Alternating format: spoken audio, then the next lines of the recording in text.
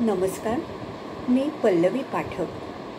आपले जे या चॅनलमध्ये सर्वांचं मनःपूर्वक स्वागत. मी आपल्यासमोर पॉप्युलर प्रकाशनाने प्रकाशित केलेल्या काजळ माया या जे कुलकर्णी यांच्या कथासंग्रहातील पुनरपी या कथेचं वाचन करणार आहे.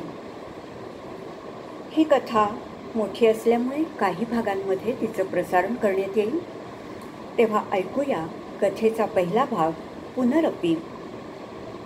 पोस्टमन गेटापलीकडील रस्त्यावरून सरळ पुढे निघून जाताच आता आवारात सर्वत्र वाढलेल्या गुडघाभर गवतातून वाऱ्याची हालचाल जशी थरकत होती तशी माईच्या मनातून निराशा थरकली आणि तिनं एक दीर्घ निश्वास सोडला.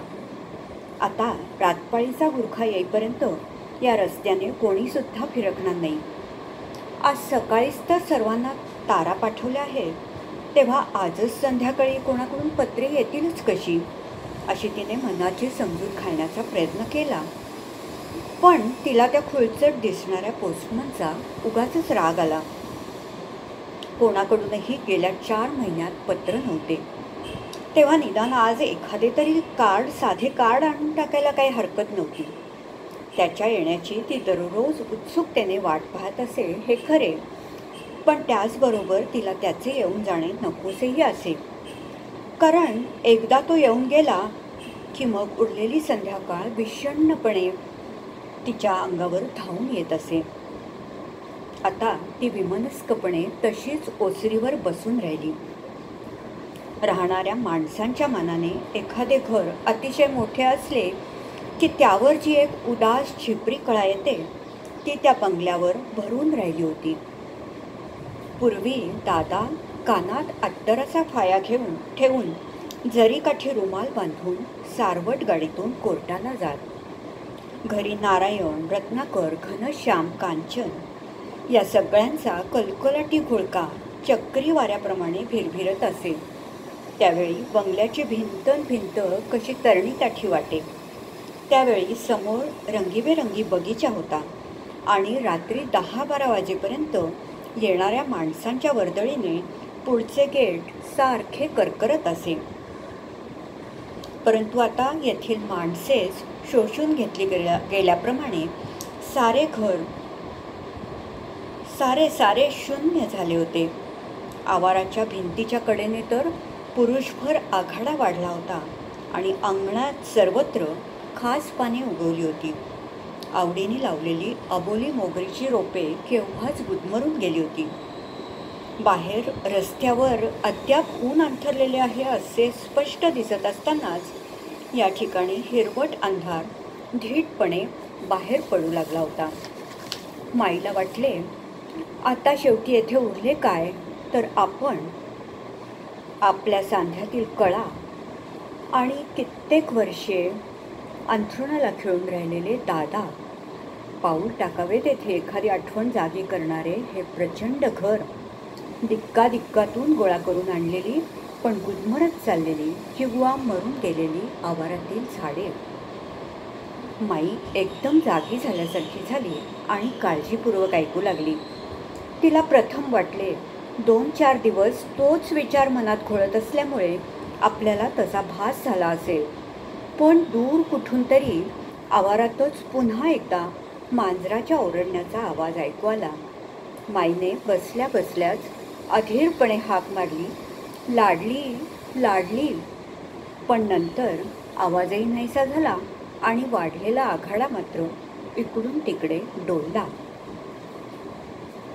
पुन्हा तिचा आवाज गवता झुडपावर शिंपल्याप्रमाणे होऊन ओघळल्यासारखा झाला. पण पायात पांढरे मोजे घातल्याप्रमाणे डाग असलेली मांजरी कुठूनही बाहेर आली नाही. एका मागोमाग सगळी मुले घराबाहेर पडून निघून गेली. तेव्हा हताशपणे माईने घरात इतर ठिकाणी आतडे चिकटवण्याचा प्रयत्न केला होता. पण पाळलेला पोपट एक दिवस पिंजऱ्याचे दार उघडे पाहून उडून निघून गेला होता. त्याला तर तिने 2-4दा रक्त येईपर्यंत बोटे फोडून घेऊन ओली डाळ चारली होती. भोवती सोबत असावी म्हणून तिने एकदा 4 कोंबड्या देखील ठेवून पाहिल्या होत्या. त्यापैकी 2 शेजारच्या अकबर अल्लीच्या काळतोंड्या कुत्र्याने मोडल्या नि ते सोकावून बसले आणि एक दिवस उरलेल्या दोन काहीतरी जीवाणू चावल्याप्रमाणे फुगून आडव्या पडल्या. तेव्हा तिने तो नाद सोडून दिला होता. मग नारायण एकदा सुट्टीत आला तेव्हाची गोष्ट. छोट्या संजीवच्या मागे लागून लाडली घरात आली होती. ऐटबाज लोकरी पावले टाकीत बिनदिक्कत ती वावरू लागली. संजीवला तिचे नाव काय ठेवायचे होते कोण जाणे, पण तो ज्या नावाने हाक मारत असे ते लाडली असे काहीसे वाटे आणि अखेर तेच नाव तिला चिकटून गेले. आता तो गोड छोकराही दूर निघून गेला आणि हो, आता तो छोकरा थोडाच राहिला असेल. कुवेट कुठे दिक्काला आहे ते गाव की तो देश. आपली माती सोडून नारायण तेथेच का जाऊन राहिला असेल देव जाणे. संजीव निघून गेला खरा, पण लाडली मात्र येथेच राहिली. पण गेले 4-5 दिवस तिचा पत्ताच नव्हता. आता विशेषतः तिची पोटवळ वाढल्याने माईचा जीव तिच्याविषयी खालीवर होत होता. कुठे गेली असेल ती? आपली पिल्ले तिने कुठे ठेवली असतील? या ठिकाणी पाहावे तर 1000 तरी जागा सोयीच्या होत्या. माई काळजीपूर्वक पावले उचलीत जुन्या गाडीखान्याजवळ आली. आता या ठिकाणी चांगले पाऊल बुडेल इतकी धूळ साचलेली होती आणि जुनी खोकी, मोडक्या खुर्च्या, मोठे हारे यांनी ती जागा भरून गेली होती. माई बिचकत दारापाशी आली. नितीने तिथूनच लाडलीला 2 हाका मारल्या, पण तेथूनही काही उत्तर आले नाही की कसली हालचाल जाणवली नाही. गाडी खाण्यामागे लाकडे कोळशाकरता खोली होती. तिच्या मागे 2 लोखंडी पिंपे आडवी पडली होती आणि सर्वात मागे जुन्या सारवट गाडीचा गंजून विटून गेलेला सांगाडा होता. माई सरपणाच्या खोलीकडे म्हणून जायला वळली. बाजूला सावंतवाडीहून मुद्दाम आणून लावलेली आंब्या चिक्कूची झाडे होती, पण त्यांच्या बुंध्याशी घाणेरी तरारून खांद्यापर्यंत वाढली होती. आंब्याच्या झाडावर अगदी टोकापर्यंत नागाच्या फणीसारख्या पानांचा जळवेल पाहून माईचा जीव अगदी कासावीस झाला. आता उरले होते ते हे शेवटचे झाड. त्याला एवढीशी गोलसर पण साखरेच्या मिटकीसारखी गोड फळे आहेत. नारायणाचा पोरगा आला होता. तो तर सतत दिवसभर ती फळे चोखीत असे आणि मग त्याचे डाग पडलेले कपडे दिवसातून 50 वेळा तरी बदलावे लागत. लहानपणी घनश्यामने याच झाडाच्या खालच्या फांद्यावर फळ्या ठोकून आपले एक छोटे घर केले होते.